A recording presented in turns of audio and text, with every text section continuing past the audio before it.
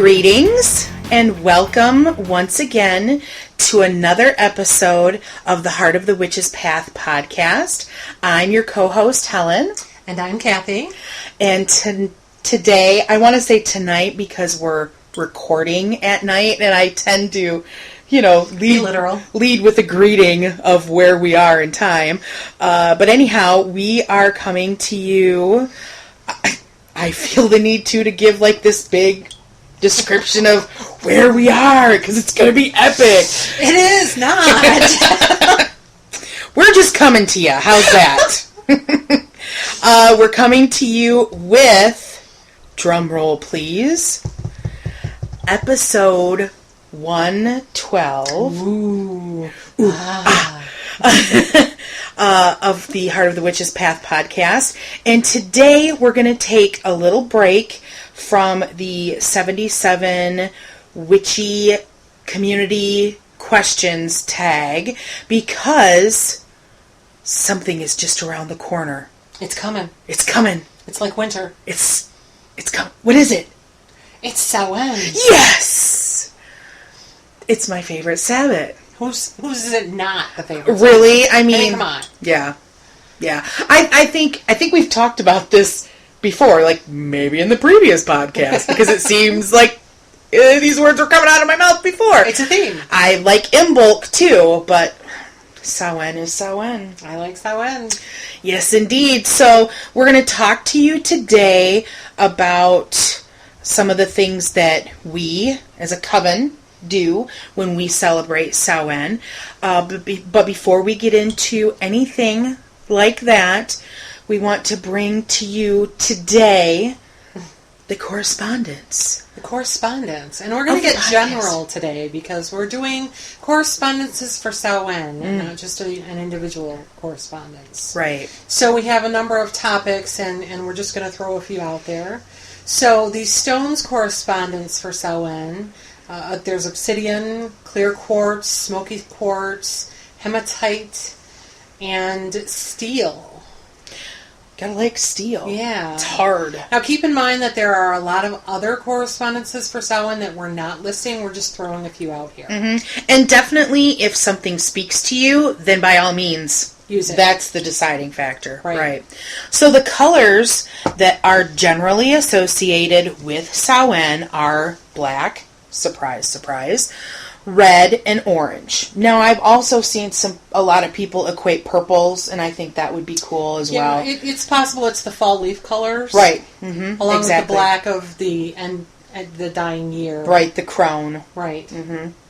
So some symbols for Samhain are the black cat, crows, pumpkins, masks, jack-o'-lanterns. There's a lot of them. Most of them are your traditional symbols for Samhain. Things that you automatically kind of associate with. There's not a whole lot of surprise there. No. Foods that are associated with Samhain are apples, pork, meat in general, but pork specifically, pomegranates, which is a favorite of ours at the Mystics of Realor, and of course pumpkins and squash. There are a large number of goddesses. They tend to be death and otherworld goddesses like the crone, Hecate, Baba Yaga, Bast, my personal favorite, Kali. Any goddess that has to do with death and the other world is a goddess for Samhain. And the same kind of goes for the gods as well. Anything sacrificial, dying, or aging gods, death and other world gods. So you're talking Osiris, you're talking Anubis, you're talking Coyote, if you work with any of the Native American pantheon personas, Loki, and Aran. Incenses that are good for Samhain are mugwort, sage, and my personal favorite, copal. Now, copal is a little bit strong, so you have to be careful you don't, smoke out your coven mates or your husband or your, significant other, your cats, something. That has, some really high clearing intent, doesn't it? It's a very good cleansing. Because I was thinking about, we used it once where I was like... And That was when I smoked you out of the house. Yes. And my husband came home and was like, "What are you doing in here?" Right. Yeah, but it smells delightful. Yes. You just have to be careful with it. Yes, it can be kind of crazy. As usual, when we talk about Sabbats, I have a recipe for a Samhain incense mixture that I will include in the description box, and I will also include a charge incantation that you can use on said incense. And this year, Helen's going to make that incense for our Samhain. Woohoo! We're going to try it, see what happens. Mm-hmm. Gotta love dragon blood, various other things. There's a lot of books out there on Halloween and Samhain, and there's a couple that we kind of go back to. The first is Halloween by Silver Ravenwolf. It's part of the Llewellyn series. The original series of books. I haven't actually seen the revised series, but I'd like to. I think I've seen one or two, and I've seen some folks on YouTube that have started to pick them up. Right. They're a different size. Like the size of that Circle Within book, that looks like the size of these books. Right. So I'd like to look at them before I decide whether I want to purchase them. Unfortunately, we don't have a very good selection of New Age stores that have books in our area, right? Which just kind of sucks. Yeah, so it is what it is. And the other book that we will end up referencing is Sabbat Entertaining by Willow Polson. Polson. I will link both of these books in the description box if you're interested in taking a look at them, but we will kind of be pulling some information out of these two resources, okay? Of course, the Sabbat Entertaining has a lot of menus and recipes, but the Halloween by Silver Ravenwolf has a lot of other things, like some of the mythology behind it, and their spells, and also recipes, things of that nature. There's a lot of interesting things. One of the big sections in here is a time to honor the dead, so there's a number of ways that you can do that, spells and rituals. And of course, honoring the dead is, I think it's like the biggest part of what Samhain is. Right. Now, this Sabbat is the final harvest, so it's the meat harvest. This is the end of the good time of the year, so life just kind of gets hard from here. At least it did for the pre-modern era peoples of Europe. You know, everything got cold. Your animals started dying off, so you slaughter them so that you have them. Right. You have the meat, and so that you didn't have to feed them. Right. Throughout the winter and stuff like that. So it's really about making those final preparations for your food stores so that you've got enough, hopefully, to make it through the winter. Right. And so that's what it's about. And it's also, to them, it was the knowledge that not everybody was going to make it through the winter because winters are hard. Right. And so you had to honor those who had gone before so that maybe they could help you out when you go. Right. And help to protect and guide you so that you made it through. Right. If that was in the cards for you. Right. And speaking of in the cards, there's of course divination.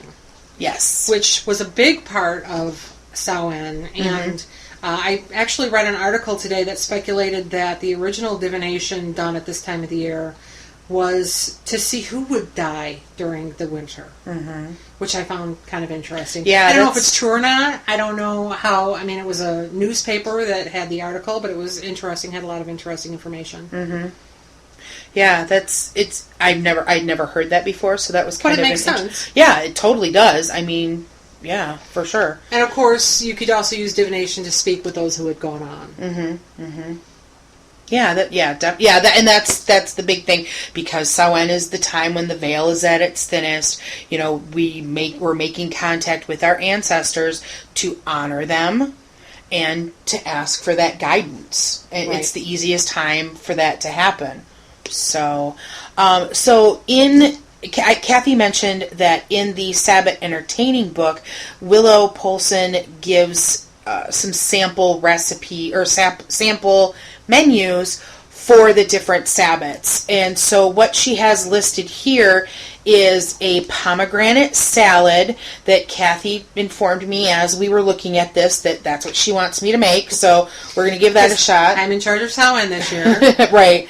So it's a pretty straightforward salad that has some apples and pears and blood oranges and pomegranate seeds in it. So it also has jicama root that I'm not sure what it is, and I'm pretty sure that some of our finicky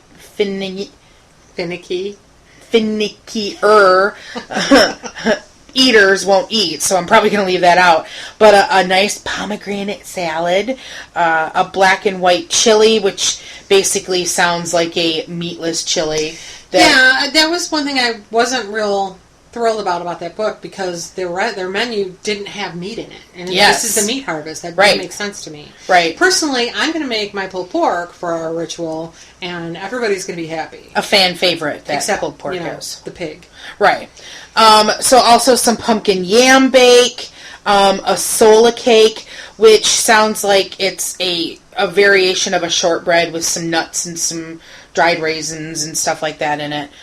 Sugar skulls, and a sparkling fruit juice. And, you can hit any newsstand and find, at this time of year, the magazines that have all these different Halloween recipes that you can do graveyards and just amazing things with food. It's kind of crazy. Right. And you could do any of that stuff. Mm-hmm.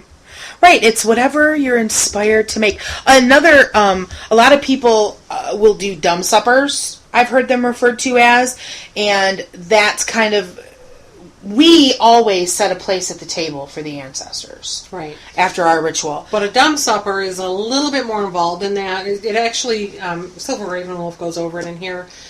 She talks about how all of the place settings should be black, and that no one should speak from the time you enter the room to the time the meal is over, and you leave the room. And it is a way of honoring the dead.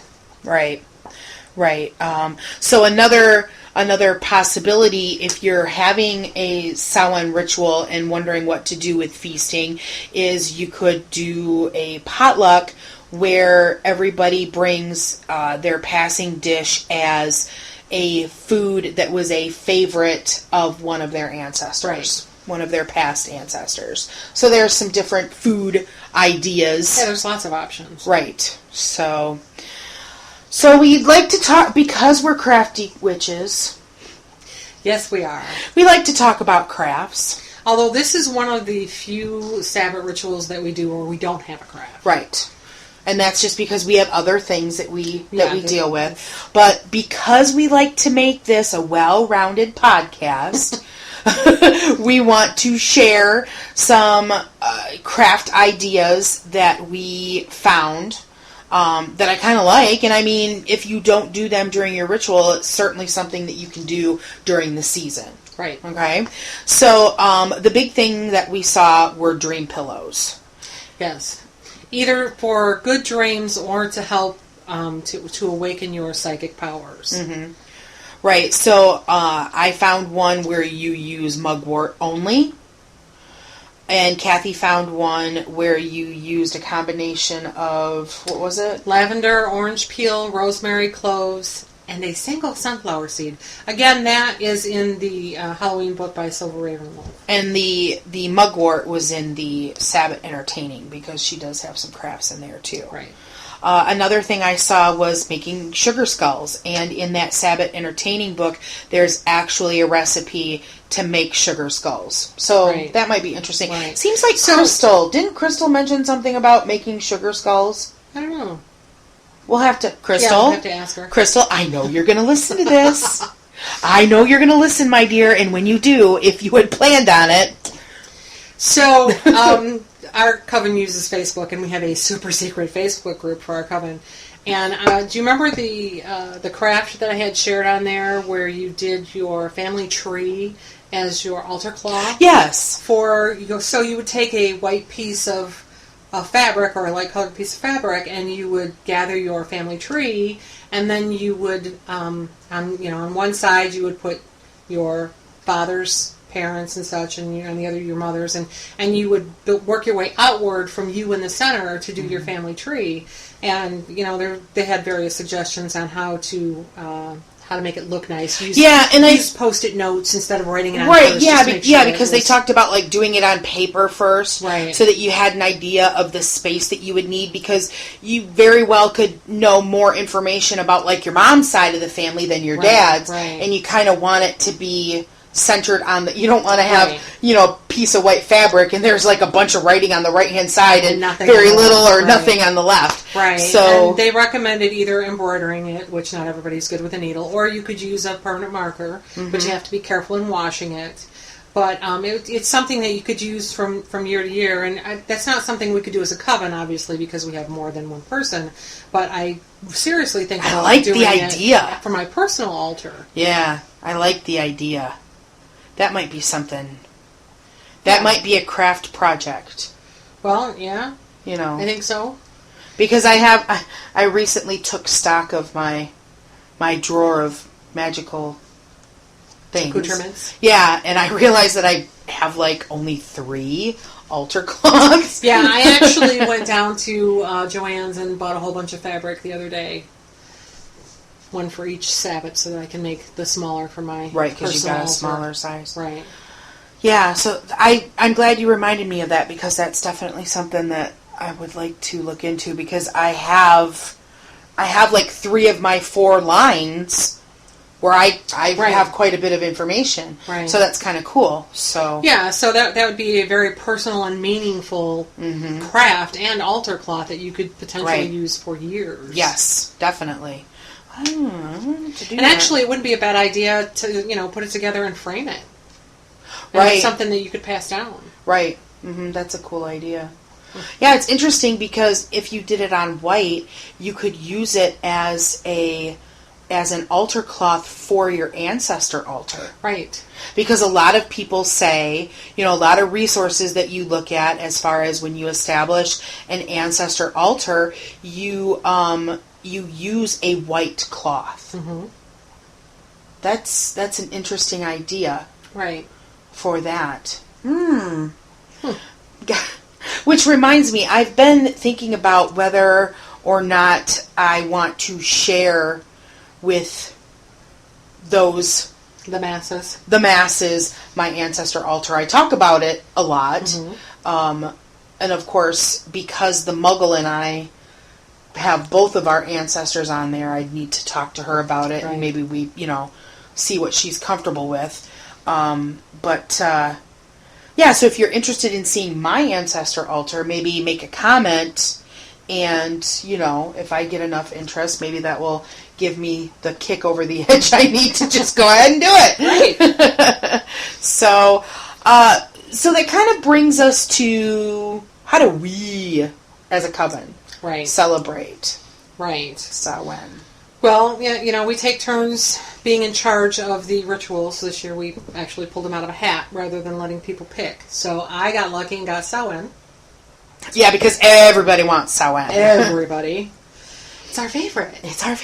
So we have set rituals that we do every year, and usually with those rituals we do a craft that can change from time to time. But Samhain, as we've stated before, does not have a craft because a large part of our ritual is ancestor reverence.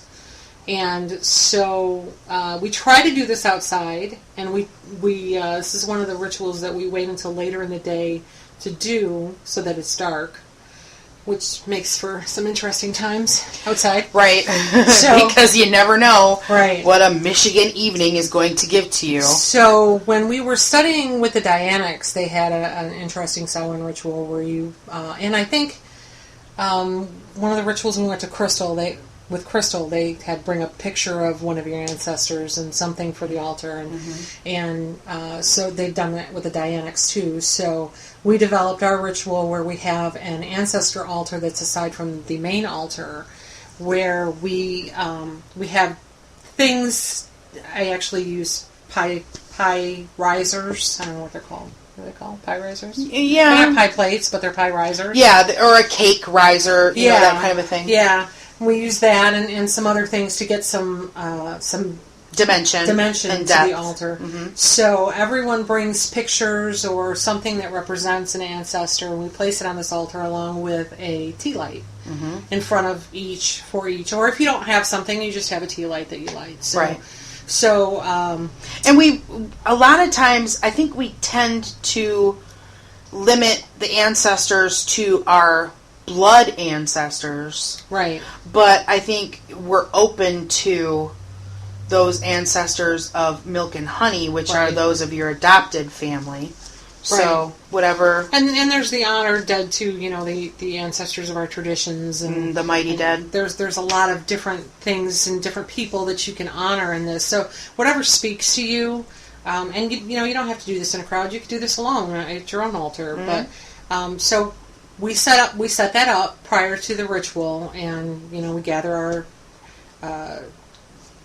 our libation and our pomegranate and an apple, and we call upon the Morrigan, who is a death goddess. And we do a very interesting call and response for the god. I'm not really sure where we picked that up at. Well, I think it's because Samhain is so associated with the crone goddess, because that is where the stereotypical visualization of a witch comes from, is from that, that crone aspect. And so really Samhain is her day. And the god dies at Samhain. So he's really kind of not there. And so I don't remember either where that call, I don't know if it was an idea that we saw somewhere. Well, we saw it somewhere because we stole it whole.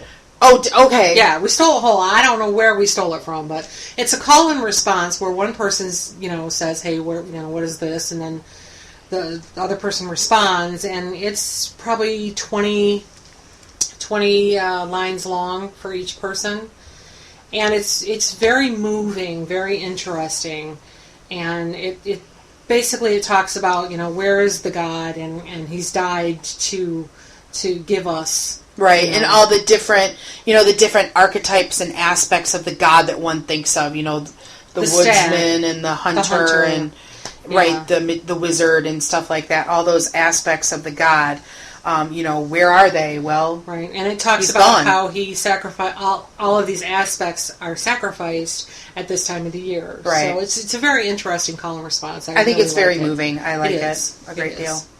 So after we do that, we do this honoring of our ancestors, where everyone, we open a pomegranate and we take some of the seeds. Well, first I think we meditate and think about the people who have passed. And then we take some of these seeds to remind us of the life that is still with us. Right, and to remind us of, Persephone and how, her journey through the underworld. Right. Right. Because that's her time. This is her time, too. This is when she goes into the underworld for her 6 months of the year. Right, and her mother is saddened and the earth dies. Right. Essentially, until she returns. So we bite the pomegranate seeds and we meditate and we light a candle. And it, depending on how many people and how many ancestors are being revered at this time, this could take, a while. Right, because this is one of the major Sabbats where it's an open ritual. Right. Where we allow other people to come in and be with us because, Samhain is a big part of the Wiccan witch tradition. It's the Celtic New Year. Right. It's a big deal for us as witches. Right. So this can take quite a bit of time depending on how many people that you're celebrating. Also, something that we kind of started last year too is a Book of the Dead that I don't think any of us have fully done up, but it's a book where it's kind of a scrapbook where we have a page to each of the people that we're honoring that have meant something to our life, and again, it's not just people who are blood ancestors. It's people who influenced our traditions, or entertainers that have passed, or anyone that has influenced your life, right? And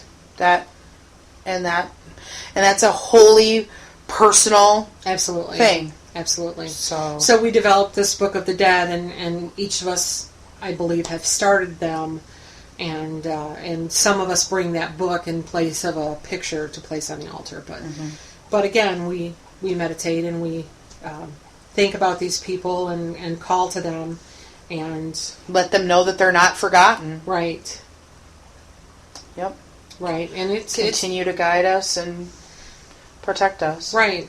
It takes a while, but it's very moving. And I think that's part of the reason why it's like one of my favorites too. Right. Not only because the holiday is the holiday, but because the ritual is the ritual. Right. I want to say that aspect of the ritual, while we may have tweaked it, that honoring of the ancestors in that way goes back to FBG.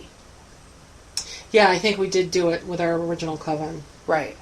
But again, I think that was when we went with Crystal to that one. Was that the Raven Mist? Yeah, right. That's what I couldn't think of that. Yeah, they did a big thing. They centered on like Dia de los Muertos, you know. Right, but they did have an ancestor altar where you could bring right. a picture or a depiction or something. Yeah. And so we've used it ever since. So it's been a while. Yeah, it's a very integral part of this Sabbat. And it should be, because our ancestors are a big part of why this Sabbat exists, or what this Sabbat exists for. Right. Right. So, and then, of course, there's divination. Right. I don't know that I would recommend any divination over another at this time of year, unless you have a Sabbat fire, Samhain fire, and you do some fire divination or smoke divination. Yeah, I mean, tarot cards are always present right. at our Sabbats. So right. So that's. And then we feast. After the ritual. Right. And again, we put a plate aside for the ancestors, and we have meat, because it should be an important part of this ritual. Meat! Sorry for all you vegans and vegetarians good out there. Thing that good thing there aren't any, vegetarians in our group. So. Right. So I think that's it. I think you're right. Is there I think we covered it. And we covered it very quickly.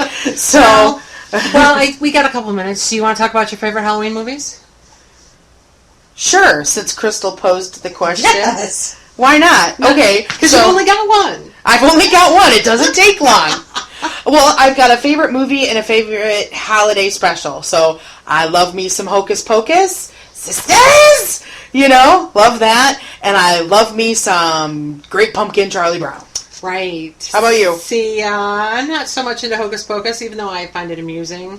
There are a lot of I don't know if they'd call them holiday movies, but there are a lot of witch movies that could be conceived as a holiday movie, like Practical Magic or any of the Harry Potters. But, I'm old school. Give me some Halloween, some Friday the 13th, some Freddy Krueger, okay? Oh, yeah.